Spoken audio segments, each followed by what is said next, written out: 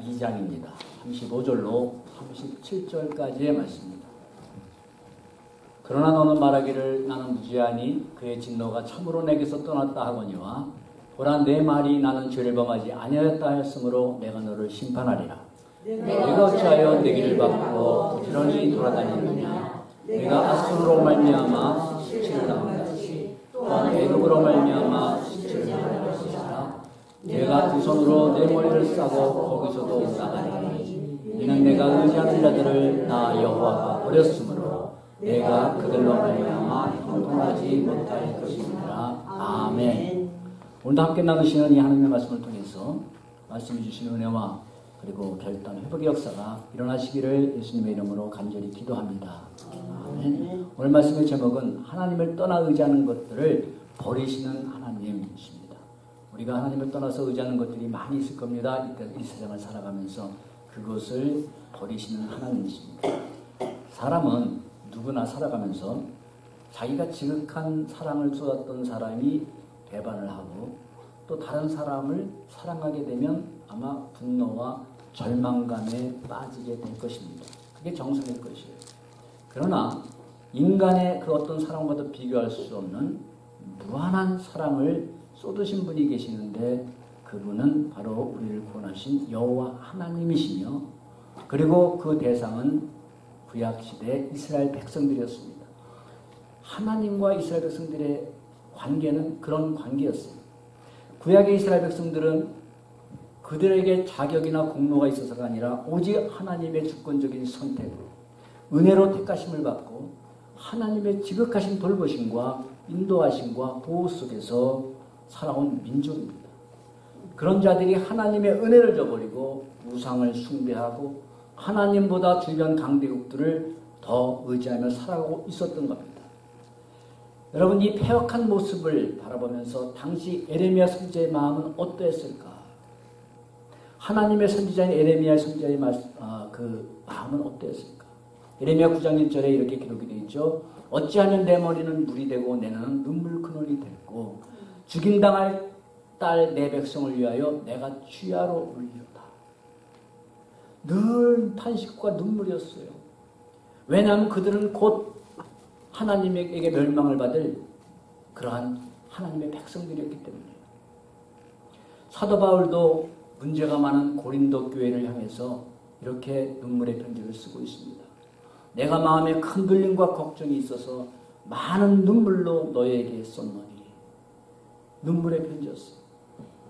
큰 걱정과 근심에 있어가지고 많은 눈물을 흘리면서 너에게 쓴다.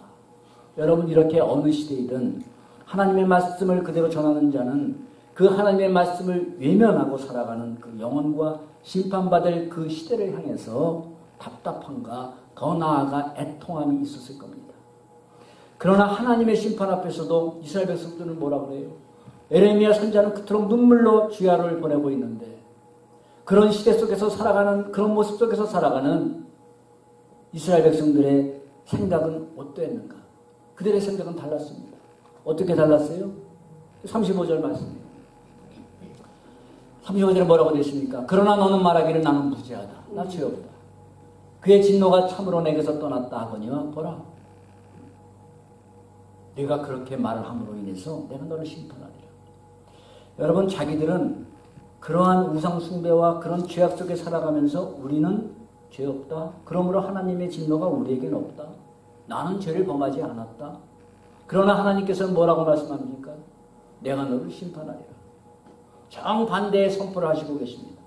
그러므로 여러분, 이 시대의 모습과 그리고 나의 모습을 내 관점이 아니라 하나님의 관점에서 바라봐야 한다. 이 말씀.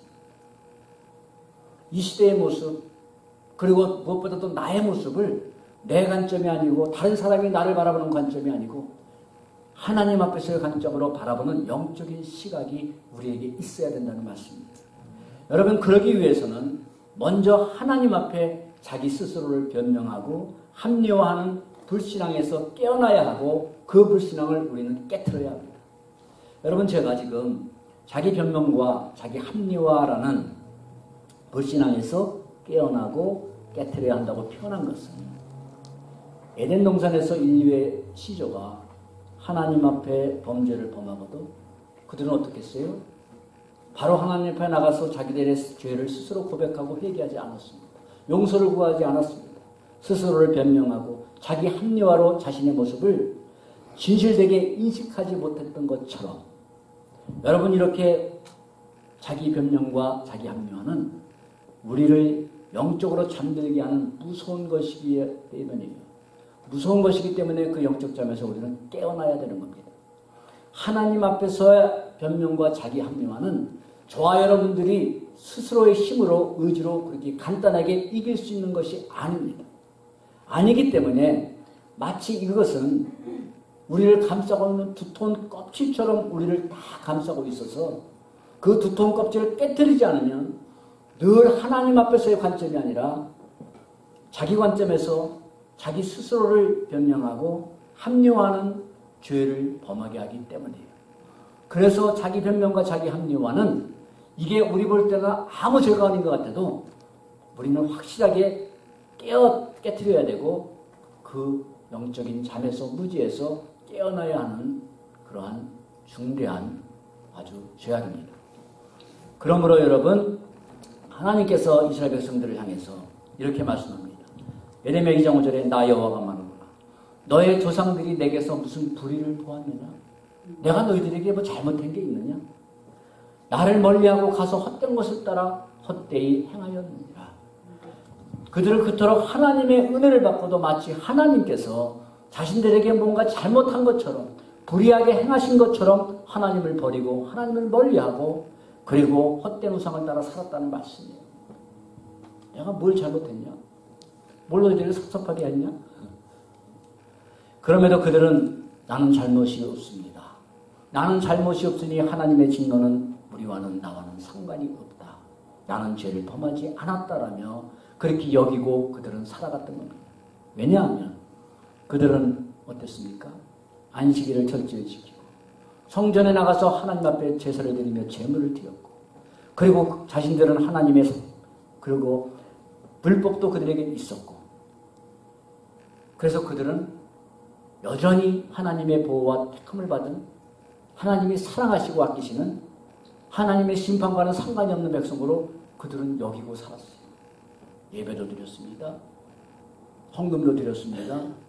그들에게 율법이, 하나님, 다른 어떤 민족에게도 주어지는 하나님의 말씀인 율법이 주어졌습니다.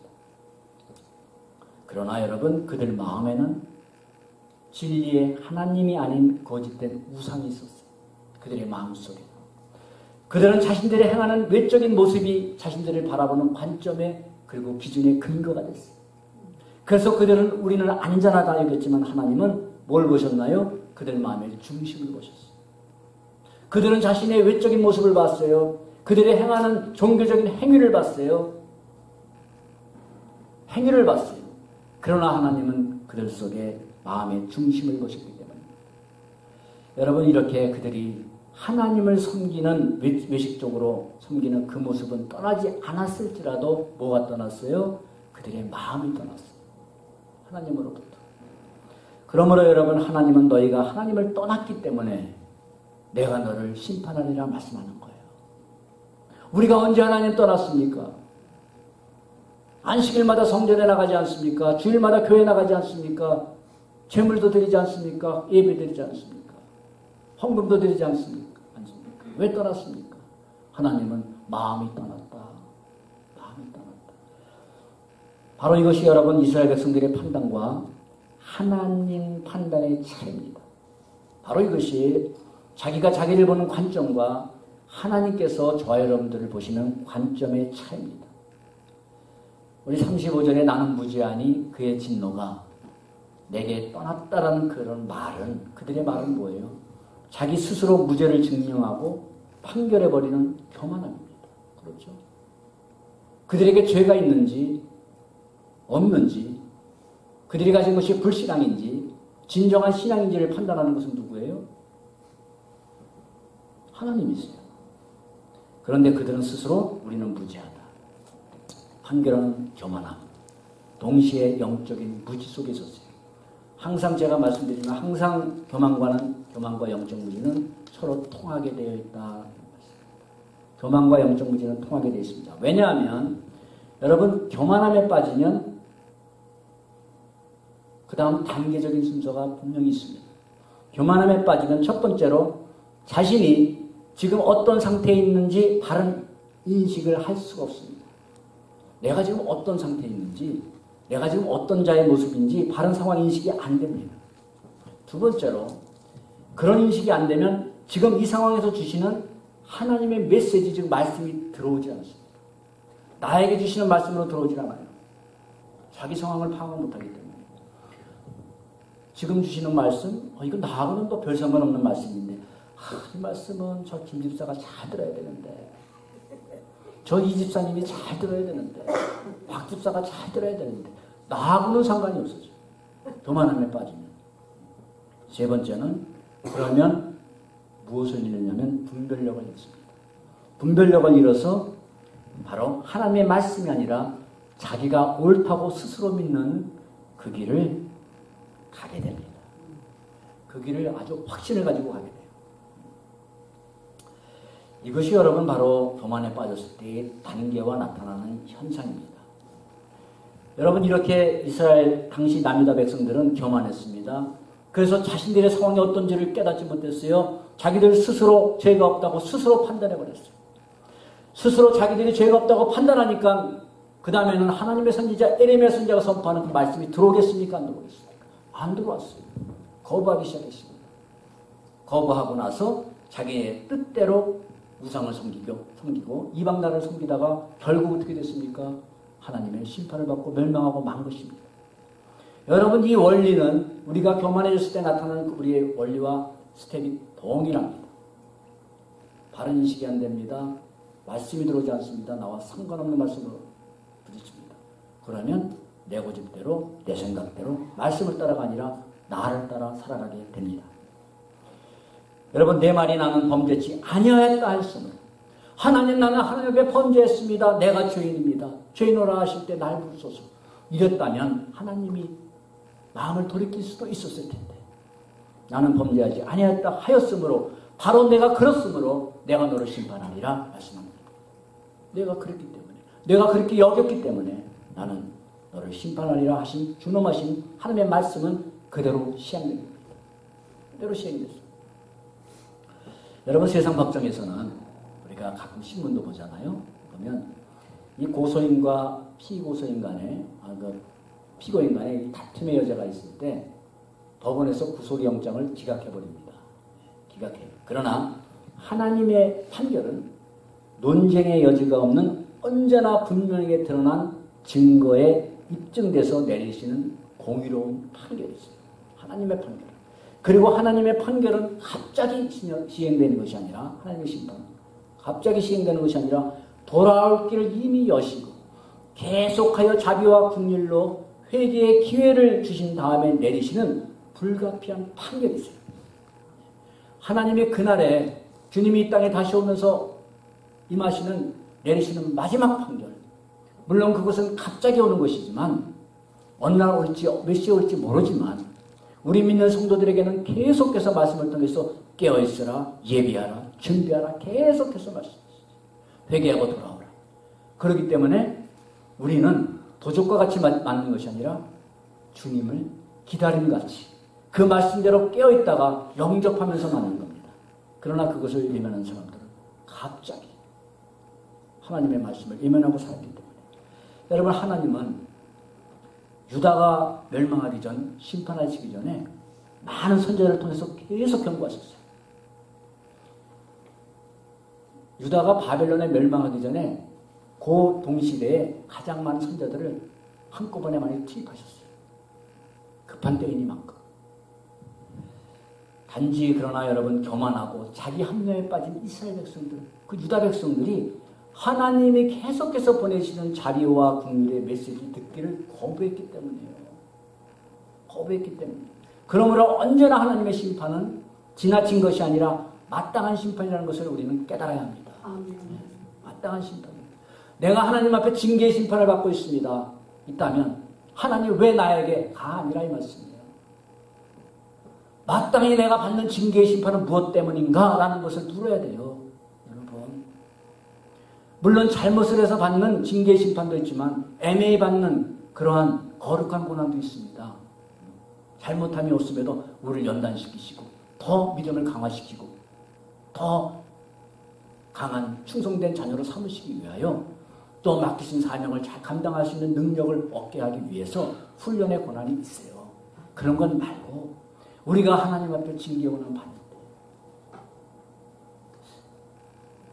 내가 받는 이 징계 고난은 억울하다라고 여기기 전에 마땅하기에, 하나님은 우리를 억울하게 하신 하나님이 절대 아니십니다.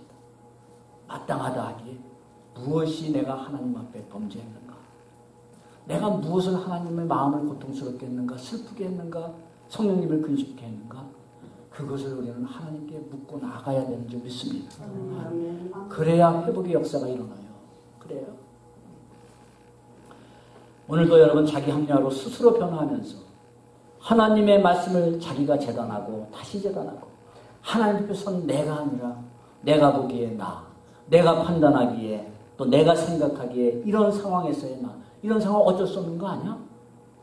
항상 이런 상황에서의 나 하면서 끝까지 자기 변명과 합리화라는 두터운 틀 안에서 살아가고 있는 모습이 우리 안에 저와 여러분들의 없는가 오늘 이 시간 함께 들여다보기를 원합니다.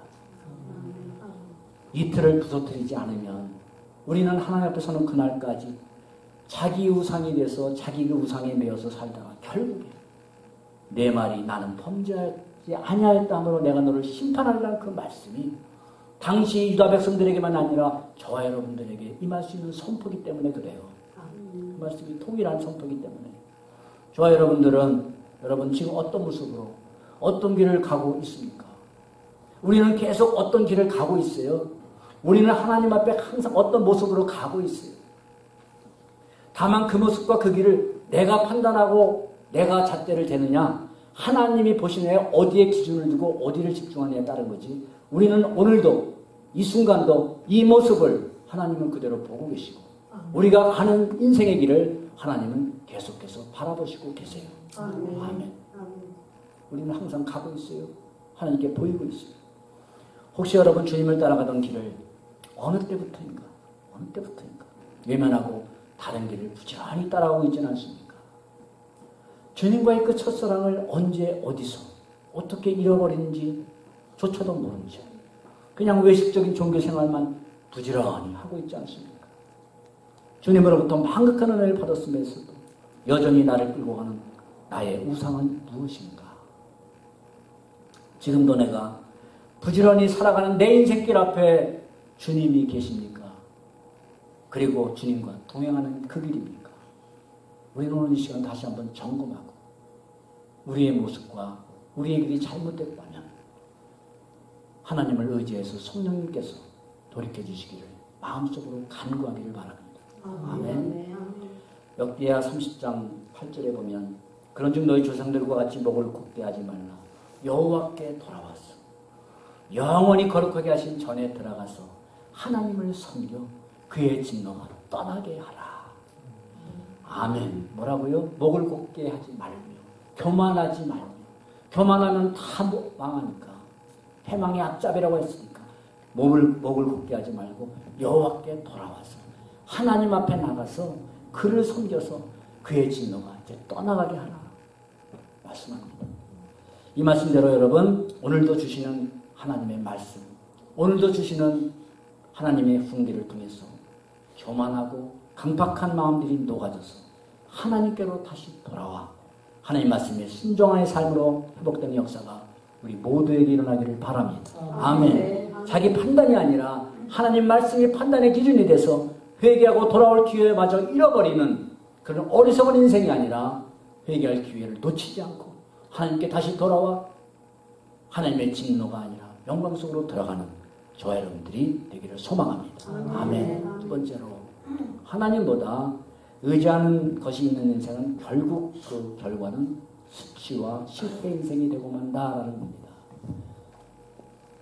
36절하고 37절 우리가 당연히 아는 말씀이지만 결론이지만 그러나 우리가 늘 당연히 아는 대로 살아가지 못하기 때문에 하나님께서는 오늘도 당연히 아는 말씀을 계속해서 주시고 저도 전하면서 제 마음에 새기고 여러분들과 새기기를 원하는 겁니다. 36절에 내가 어찌하여 내게를 바꾸어 부지런히 돌아다니냐 하다가 수치를 당함같이 아수르로 말미암아 수치를 당함같이 애굽으로 말미암아 수치를 당할 것이니라. 그리고 37절에 형통하지 못할 것이니라. 결론을 얘기해 주고 있습니다. 여러분, 이렇게 여러분 당시 유다 백성들의 죄를 성경에서는 뭐라고 증거하냐면 유다 백성들이 지은 큰 두 가지 죄에 대해서 이렇게 말씀합니다. 내 백성이 두 가지 악을 행하였는데 하나는 그들이 생수의 근원인 나를 버린 것과 스스로 웅덩이를 팠는데 그 웅덩이는 물을 저축하지 못하는 터진 웅덩이니라 라고 에레미야 2장 13절에 말씀합니다. 두 가지입니다. 너희들이 나를 버렸다. 나를 생수의 근원인 나를 버린 것과 그리고 너희들이 스스로 웅덩이를 파서 야 여기다가 우리 물을 많이 저축해서 우리가 간할 때 마시고 넉넉하게 살자 했는데 그게 뭐냐? 터진 웅덩이다. 이것이 너희 두 가지 죄악이다. 저기 여러분 이런 말씀입니다. 첫 번째 우상숭배는 에레미야 2장 11절에 이렇게 기록이 되어 있습니다. 어느 나라가 그들의 신들을 다른 신으로 바꾼 일이 있느냐? 그러나 나의 백성들은 영광을 헛된 것으로 바꾸었느니라. 봐라. 우상을 섬기는 다른 백성들이 그들의 신을 다른 걸로 마음에 안 든다고 바꾼 적이 있느냐? 없다 이 말씀이에요. 그런데 나의 백성들은 나의 그 무한한 영광을 무익한 것들과 헛된 것들과 바꿔버렸다라고 말씀합니다. 첫 번째 생수의 근원인 하나님을 버리고 우상을 숭배한 죄. 이것이 너희들의 첫 번째 죄다. 말씀입니다. 두 번째는 터진 웅덩이와 같은 세상 세력을 의지한 죄다. 그 의미가 36절 말씀이에요. 내가 어찌하여 내게를 바꾸어 부지런히 돌아다니냐. 아수르로 말미암아 수치당하고 애굽으로 말미암아. 그들은 하나님을 의지하며 살아가야 될 하나님의 백성들이에요. 그런데 이웃의 강대국 애굽과 아수르의 눈치를 보면서 너 이리 가서 조공을 바치고 또 이쪽이 좀 화가 날 것 같으면 또 달려가가지고 부지런히 달려가가지고 사신을 보내서 또 조공을 바치고 아주 바쁘게 지냈습니다. 눈치를 보고 그리고 그들의 신에 자신들을 의탁했어요. 그런 모습을 보시면서 너희가 어찌 그럴 수 있느냐 하시는 하나님의 탄식과 분노하십니다. 바로 이것이 그들이 심판받아 마땅한 두 가지 큰 죄악이었습니다. 뭐 도덕 윤리적인 거 이런 거 빼고 이런 거 말고 그냥 영적으로 하나님 앞에 큰 두 가지 죄악. 그들이 하나님을 의지하지 아니하고 자기들을 지켜줄 것 같은 세상 나라를 찾아서 부지런히 돌아다닌 것. 그것이 바로 너희들의 불신앙의 증거다라는 겁니다. 여러분 아무리 우리가 열심히 하고 열심히 부지런히 해도 항상 하나님 앞에 불신앙의 결과는 다 하나입니다. 수치입니다. 부끄러움입니다. 여러분 이 수치와 부끄러움은 그냥 잠시 뭐 사람들 앞에서 창피당하는 그런 부끄러움과 수치를 얘기하는 게 아니에요. 오히려 여러분 그들이 부지런히 그런 걸 찾아다니면 다닐수록 더욱더 그들은 타락의 길로 나아가기 때문입니다. 로마서 10장 11절에 성경에 이르되 누구든지 그를 믿는 자는 부끄러움을 당하지 아니하리라 말씀합니다. 그를 믿는 자는 부끄러움을 당하지 아니하리라. 여러분 믿음이 뭐예요? 믿는 자는 할 때 그냥 믿습니다 하면 믿는 자입니까? 죄를 받으면 믿는 자입니까? 다 믿음 있습니까? 여러분 믿음이란 전적으로 모든 것을 하나님께 맡기고 신뢰하는 모습을 의미하는 게 믿음이에요. 그런 믿음을 가지고 하나님을 의지하며 살아가는 인생 결코 영원토록 부끄러움 당하지 아니하리라. 사랑하는 여러분, 저와 여러분들도 살아가면서 우리가 힘들 때 뭐 좀 이웃의 도움을 좀 청하고 의탁하고 이런 것은 죄가 아닙니다. 아니지만 하나님의 자녀된 우리의 진정한 안정과 평안은 여호와 하나님, 우리 주님을 의지하며 살아가도록 하는 것이 하나님의 뜻이십니다. 아멘이십니다. 이게 하나님의 뜻이죠. 그러면 하나님은 사람을 통하여 그리고 우리가 생각하지 못한 하나님의 지혜와 방법을 통해서 역사하시는 줄 믿습니다. 아멘. 하나님을 외면하고 사람을 못 의지하면 하나님의 역사는 일어나지 않지만 내가 하나님을 의지하면 하나님은 사람을 통하여 역사하신다 이 말씀. 아멘. 아멘. 하나님의 자녀들인 저와 여러분들이 이 모습으로 인생을 살아서 그날의 부끄러움이 아니라 정말 영원토록 빛나는 영광 가운데 들어가는 우리 인생이 되기를 간절히 바랍니다. 아멘. 마지막으로 그러므로 하나님은 그의 자녀들인 저와 여러분들 성도들이 하나님 외에 의지하는 것들을 꺾으시고 버리신다라는 겁니다. 하나님은 그것을 버리세요, 꺾으세요, 무너뜨리세요. 우리가 위장된 평화 그리고 위장된 약속에 속으면 무슨 결과를 맞아요? 큰 고통을 맞이하게 됩니다. 뭐 멀리 볼 것도 없고 우리 조국이 그런 경험을 했고 지금 우리 조국이 그런 현실 속에 있지 않습니까? 그렇죠? 위장된 평화, 위장된 약속. 여러분, 당시 이스라엘 백성들은 어리석게도 강대국들이 내미는 위장된 평화와 위장된 약속과 그 도움에 속아서 결국에는 큰 고통을 당하는 결과를 맞이하게 됩니다. 만일 그들로부터 도움을 받는 것이 하나님의 뜻이었다면 그들은 결코 하나님으로부터 징계의 고난을 받지 않았을 겁니다. 그런데 그들을 의지하고 그들에게 도움을 받는 것은 하나님의 뜻이 아니었어요. 우리 다 같이 고린도전서 10장 13절의 말씀 우리가 함께 보겠습니다. 시작. 사람이 감당한 시험 앞에는 너희가 당한 것이 없나니 오직 하나님은 믿으사 너희가 감당하지 못할 시험 당함을 허락하지 아니하시고 시험 당할 즈음에 또한 피할 길을 내사 너희로 능히 감당하게 하시느니라. 아멘. 아멘. 오늘 우리에게 주시는 말씀이에요. 우리에게 감당치 못할 시험은 안 주신다. 그리고 시험 당할 즈음에 피할 길을 내신다. 이 말씀은 이미 하나님께서 예비해 놓으셨다라는 겁니다. 그래서 능히 넉넉하게 감당하게 하신다. 아멘.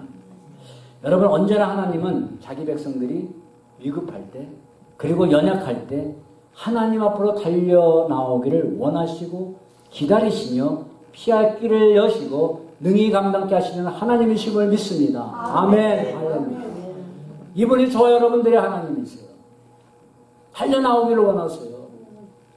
품고 끙끙거리기를 원하는 게 아니라 누구를 찾아갈까 고민하는 거, 어떻게 해결할까 내 머리 쥐어뜯으면서 불면증에 시달리게 하는 것이 아니라 하나님께 달려나오기를 원하세요.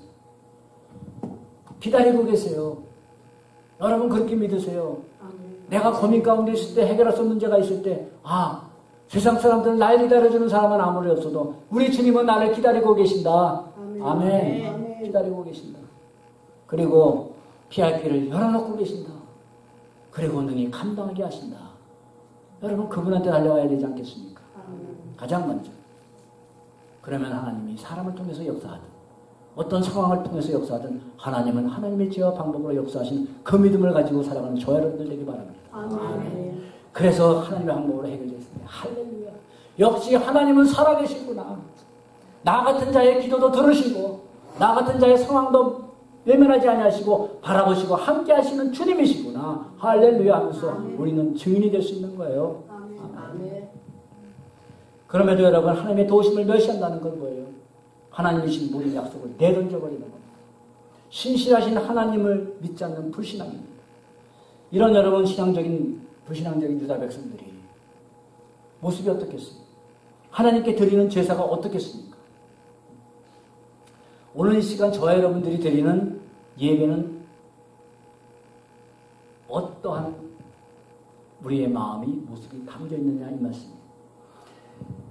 그들 심령 속에 여러분 제사를 드리면서 그런 불신앙을 가지고 있었는데 그들 제사 속에 진정으로 자신들을 구원해 주신 여호와 하나님의 은혜에 대한 깊은 감사와 진정한 사랑이 담겨 있었겠습니까? 안식일날 드리는 제사에. 그리고 그들이 드리는 제물은 어떠했겠습니까? 손으로는 제물을 드리지만 그들 마음속에 하나님을 향한 진정한 충성과 헌신의 고백이 있었겠습니까? 마음이 떠나버렸는데 그들이 하나님께 드리는 기도와 찬양은 어떠했을까요? 진정으로 하나님의 영광을 위한 찬송과 하나님의 뜻을 위한 기도였겠습니까? 그들의 기도와 찬송이 하나님께 돌릴 영광을 그들은 누구에게 돌렸겠습니까? 애굽 왕에게 돌리지 않았겠습니까? 이렇게 여러분 하나님을 향한 진실된 마음이 다 식어버리고 외식만 남은 그들을 다시 하나님을 찾고 돌아오도록 만드시는 하나님의 방법은, 그 길은 그들이 하나님보다 더 의지하고 따라갔던 것들을 꺾으시고 버리셔서 자신들로 하여금 하나님을 버리고 부지런히 쫓아다닌 그 결과가 얼마나 큰 고통이며 어리석은가를 깨닫게 하시는 거예요. 야, 내가 하나님보다 더 의지하고 하나님보다 더 자랑하고 영원히 썩어지지 않을 것과 같이 내가 그토록 붙들고 살아갔던 것들이 얼마나 허무한 것인가, 그것을 깨달을 수 있도록 하나님은 성도된 저와 여러분들이 하나님을 의지하지 않고 의지하며 따라갔던 것들을 무너뜨리시고 버리시는 하나님이시오. 그러므로 하나님은 이는 내가 의지하는 자들을 나 여호와가 버렸다라고 37절에 말씀합니다. 내가 의지하는 것들 내가 버렸다, 무너뜨렸다, 꺾으셨다. 봐라, 그들을 의지한 결과가 뭐냐, 깨달아라 말씀이에요. 저 여러분들도 살아가면서 이런 경우를 당할 때가 있습니다. 여러분, 이렇게 하나님을 떠나서 우리가 의지하는 것들을 참 지켜주시는 하나님은 너무나 좋겠는데, 하나님은 꺾으시고 무너뜨리시고 버리시는 하나님이세요. 이것이 하나님을 떠난 길에서 다시 돌아오도록 부르시는 하나님의 은혜입니다. 아멘. 이것이 하나님의 은혜예요. 내가 뭐 그토록 의지하고 자랑하는 것들이 무너졌는데, 다 없어졌는데, 잃어버렸는데 무슨 은혜?